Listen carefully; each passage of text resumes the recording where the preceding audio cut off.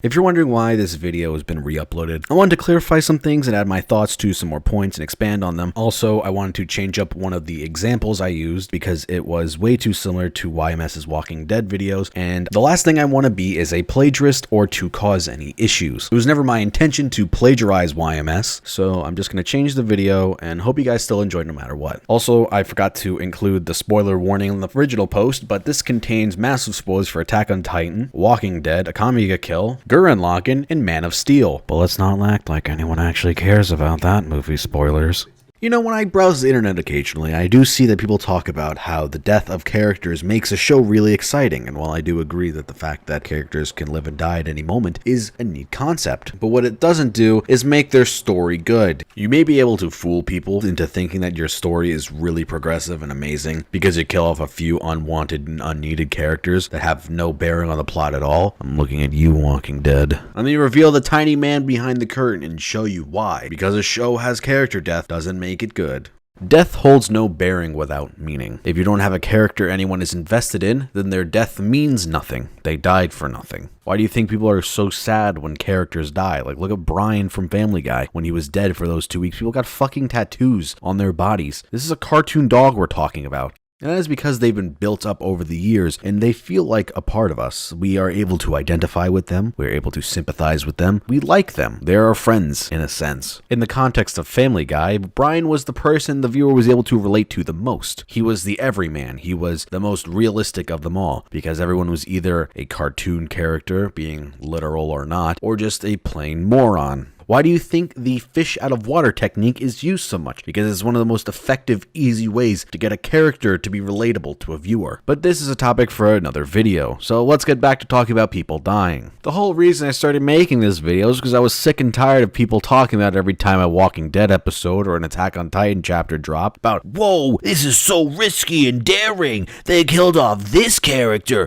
whoa! Guys, you realize that they only kill off characters if A, they don't matter, or B, they've worn out their usefulness, or maybe C, because the actor doesn't want to be on the show anymore. For point A, these characters usually exist to be killed off for dramatic purpose, or to motivate one of the main characters into actually doing something. These are what I like to call meat puppets. They look like real people, but you know, when you'll take a closer look at them, you realize they're just a ballistic gel body filled with jelly that is just waiting to be popped. Did you really think Aaron's friends in the 3rd episode that were in his squad when they first went into the city during the Titan attack actually were going to survive? Seriously, if you thought this, you need to do some research into how storytelling works. Unless you don't care, then good for you. Now I need to preface this by stating that having meat puppets in your story isn't inherently a bad thing. It's somewhat of a necessary evil, or it is very fitting for the type of story you're trying to tell. But the thing that bothers me the most is you can't look at them more than the meat puppets. It's fine that they're there, but I don't like when people treat them more than what they actually are. When I see reaction videos of people crying when these characters die, I'm just go, why are you crying over their death? We just met them. Marco existed to die so Jean could have motivation into joining the corps and not being a bitch and becoming one of the military police.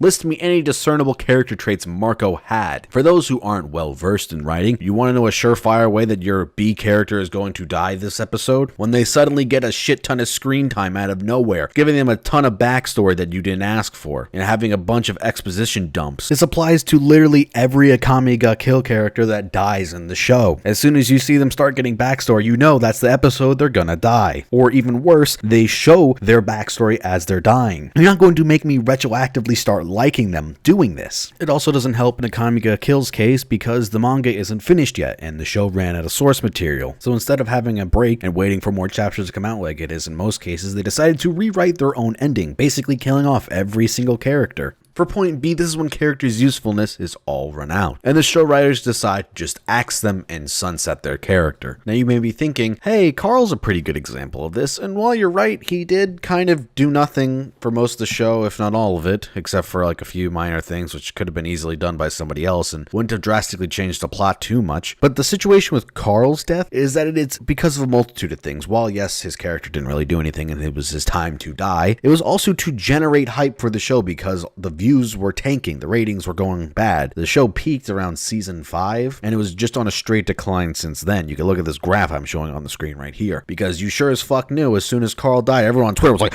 oh my god, Carl died, how can you believe it? Oh my god. Congratulations, you did exactly what they wanted you to do. This is why I think Aaron's original death in Attack on Titan was actually super shocking and could have been pulled off excellently. It was something we weren't genuinely expecting. They built up Aaron for the first 4 episodes. We grew attached to him, we wanted to see him succeed and get his revenge and stop the Titans. But then it showed us that the reality of this world is that shit isn't going the right way for humans. This is a pretty dire situation for them. If this story was in the hands of a better writer, because time and time again, the author of Attack on Titan has proved that he has no idea what the fuck he's doing and he's a terrible writer, and came up with a cool premise and wrote it off by that. It would have been an interesting dynamic to see characters like Mikasa, Armin, and Jean try to cope with the death of their friend Aaron and move on through this world, seeing that, hey, he wasn't able to get his dream. Things aren't like we were imagining it was going to be. We see the true scope of how grim the existence of humans are in this world, but nope, Aaron comes back and it turns into Gundam Monster Mash. And for point C, sometimes actors have either a dispute with the director or some of the cast, or they just genuinely don't want to be on the show anymore. Cal Penn, the actor of Dr. Kuttner in House, stopped acting for a brief period while he worked in the Obama administration. So the writers of House decided to kill off his character by making him commit suicide. It was extremely awkward and out of left field, but there wasn't really much they can do